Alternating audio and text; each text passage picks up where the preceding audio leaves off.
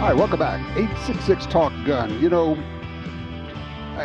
You've heard me talk about the Cody Firearms Museum and how I really like gun museums. I like museums anyway, but gun museums are fascinating. And I've often kind of wondered, what is it about guns and history? Because there are some gun collectors who are really historians as much as they are collectors.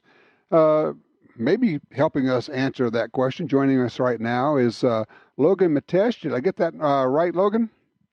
It's Metesh, and don't worry about it. Metesh. Everybody butchers it. Well, good. I'm not alone then. Very good. All right. High caliber history. What is high caliber history? So high caliber history is my way of combining my love of firearms and my professional development and career in museums and history for the past decade to be able to put together the best of both worlds and find a way to get paid doing it. That sounds like a fun deal. All right, so what do you think? I throw this question out. There is something about guns and history, and if you're a collector of Winchesters, you know the history of all these guns. If you're a collector of Sharps, of Colts, or military guns, people will talk about the details of the guns, but it's always within context of its place in history. What's going on there?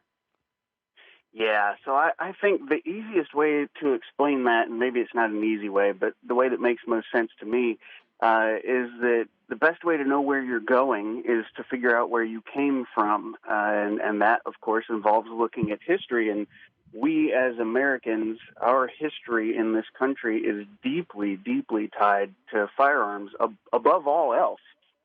And as human beings, we love tactile things. Humans are drawn to things that they're able to touch and to hold and feel and examine and turn them over in their hands as they're turning over the thoughts in their minds.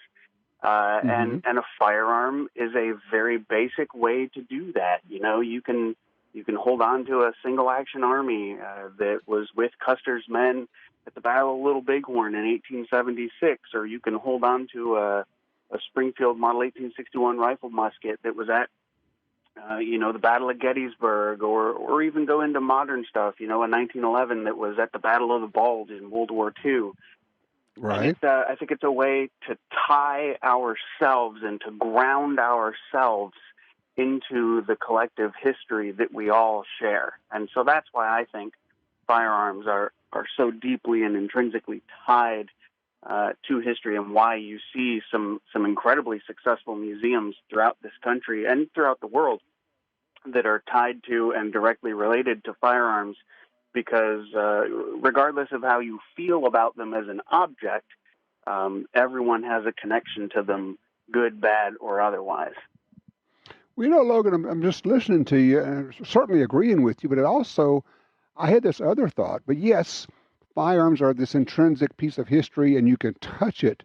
But the other thing is you can shoot it. You can have an experiential, connection to history by going out, and even if I don't have an original Colt single action, I can shoot a single action revolver that in some form or fashion gives me that experience that helps me in some small way be a part of that history, if that makes any sense.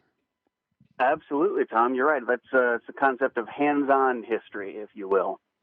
And that's an approach that a lot of museums have taken to as well, being able to handle certain things. The Cody Firearms Museum just reopened, and you can go in and work actions on test guns and try out different triggers, or you can go to Colonial Williamsburg in Virginia, and they've got a program where you can load up a flintlock musket and shoot it and see how accurate or inaccurate they are.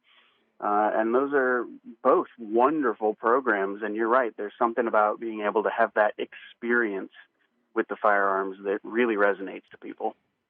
Well, it becomes more than just reading about it, more even than just touching it. It becomes something you have done.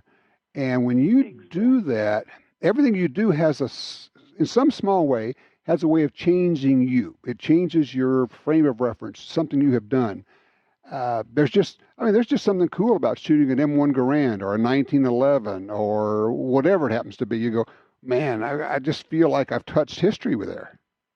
Exactly. You're able to make that connection in a way that you just can't in any other way. You know, you can read about it in a book, or you can watch it in a movie or a documentary, but you know, until you actually put that rifle up to your shoulder or cock the hammer on that handgun and pull the trigger, you don't truly understand what it feels like until you do that. And it's unlike anything else that you can experience in history.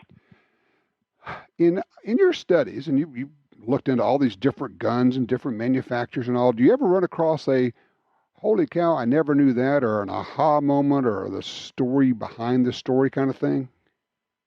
Yeah, you know, I have found there's a lot of interesting stuff going through the old patent records and seeing different ideas that folks were trying to come up with for different designs as we were working on different technological advances, going from flintlock to percussion and from single shot to repeater, and seeing things that you look at it with today's mindset and you go, wow, I can't believe they tried that. There's no way that was going to be feasible. But at the time, they didn't know that, Yeah, you know, sure, they yeah. had to try it out for themselves. And there's a lot of interesting stuff like that into the old patent documents that it leaves you scratching your head and also chuckling at times, because there's some fascinating stuff in there. Well, the other thing you find, and I've certainly seen this, is that so often you look back and you go, wait a minute, that was like 50 or 100 years ago, and they were doing the thing that somebody just announced as being brand new. Yes, everything old is new again. Yeah. And most definitely, you see it in the firearms industry. All the companies that we have today, they're all standing on the shoulders of the inventors and the individuals that came before them. It's absolutely impossible for anyone in any industry to get where you are today without the benefit of the advances that those from previous generations had created and come up with. And sometimes it's small things and you just don't realize it, you know, like the development of the percussion cap, you know, but until someone comes up with that cap, the concept of percussion ignition, even though it existed, was still cumbersome. And so, you know, you put it in that little bitty cap, and that's quite literally such a small piece of history, but it has a tremendous impact. And that's what leads us forward to get modern primers that we have today. And it actually stepping changed. It changed the course of wars, which changes the course of history.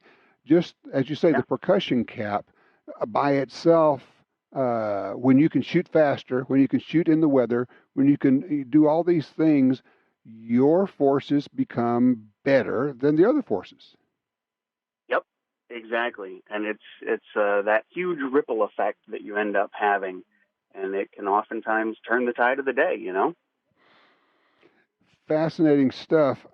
You know, one of the things that I've tried at times to explain to people, and maybe you can give us the real quick capsulization, and I try to tell people, look, firearms were the basis in some degree, maybe a large degree, in the Industrial Revolution in the United States, right?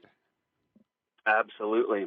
Very much so. There's tons of innovation that happens in the Industrial Revolution that helps us become who we are today up at Springfield Armory, which is now a National Park Service site up in Massachusetts. They've got the original, what's called a Blanchard lathe, and it is the great-great-granddaddy of the really high-tech CNC stock duplicating machines that you see in factories today. And it's just a very simple belt-driven, hook it up to a steam engine, and it duplicates the stocks that they were making on the original Springfield muskets. And you think to yourself, okay, well, big deal. It's duplicating a stock. No, that's a very big deal, because this is an era when you're still dealing with individual craftsmen who are making these guns. And so the concept of interchangeable parts doesn't exist. And so if you can make that stock uniform from one gun to the next, then that's going to make the job a little bit easier for for the guy who's making the barrels and the guy who's making the locks and who's fitting the trigger guards. And it all has this trickle-down effect that absolutely starts with the Industrial Revolution and really enables us to push forward and become the behemoth of the arms industry into, the 20th century. It's what enables us to become the arsenal of democracy during World War II. And that all takes place because of the mechanization of the arms industry that leads to the interchangeability of the arms industry that leads to the ability to mass produce on an exponential scale and bring us to where we're at today. And it all starts with the Industrial Revolution. Logan, if people want to know more about this, to follow what you're doing, what's the best way for them to do that? The best way is to go to highcaliberhistory.com, and they can find a bunch of different blog posts on there and, all the different social media channels, Facebook, Twitter, Instagram, YouTube, and follow along. And if they've got questions about, hey, I've got old granddad's gun been sitting in the closet, what is this, reach out to me. I'm happy to help figure out what your family history is with those guns, because it's just as fascinating to me as it is to you. Cool. Okay. It's highcaliberhistory.com. Yes, sir. Very good. Logan, thank you so much. I appreciate your time. You take care.